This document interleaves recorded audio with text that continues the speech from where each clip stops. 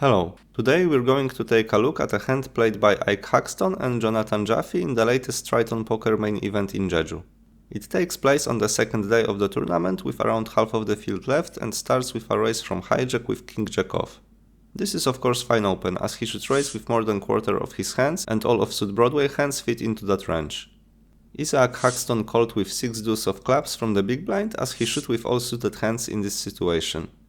This flop is pretty good for the raiser, as he hits a lot of top pairs on this board and doesn't have that much air. Big blind has a lot of misses here with hands like king 3 off or 6-4 suited, so he should check all his range on this flop, as he does. Jaffe c-bet for 1/3 of the pot, and we can see that he can bet on this flop with the whole range, but solver on this dynamic board prefers to use a bigger sizing more often. Anyway, betting for 1/3 with king jack is fine here. Ike called, and this is the only play with his holding, as he shouldn't fold any pairs against the smaller sizing. 8 on the turn paired the second card on the board, and this is a very interesting card. Ike took the initiative and led for 20% of the pot, and this is a very good play. Solver checks only around 1/3 of the range, and this is because this turn changes the situation by a lot. Now Jaffe lost his equity advantage because he c-bet with 100% of hands, so he still has hands like king 6 of hearts or ace 5 off on this turn, and Ike already folded most of his crappy hands. Ike also gained the nut advantage because he should have a lot of trips.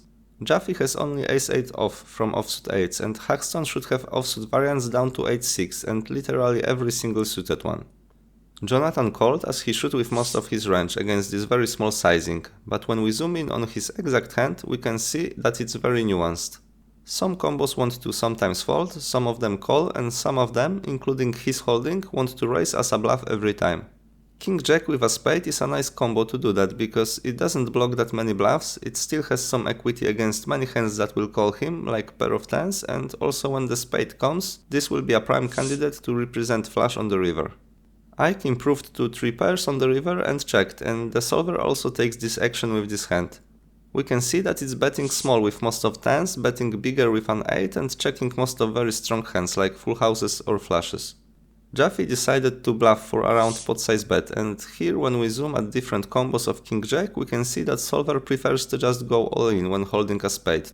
Ike took some time and called, and I'm not sure what other options he considered, but we can see that the solver never folds 6 deuce, but it actually sometimes turns it into a bluff. This is tricky because this hand is good enough to call, but at the same time it's a perfect hand to raise, as it blocks a lot of full houses. In GTO world it's almost a perfect coin flip, and the solver calls it half of the time and goes all in the other half. I hope you like this video, don't forget to subscribe to the channel, and see you next time. Bye.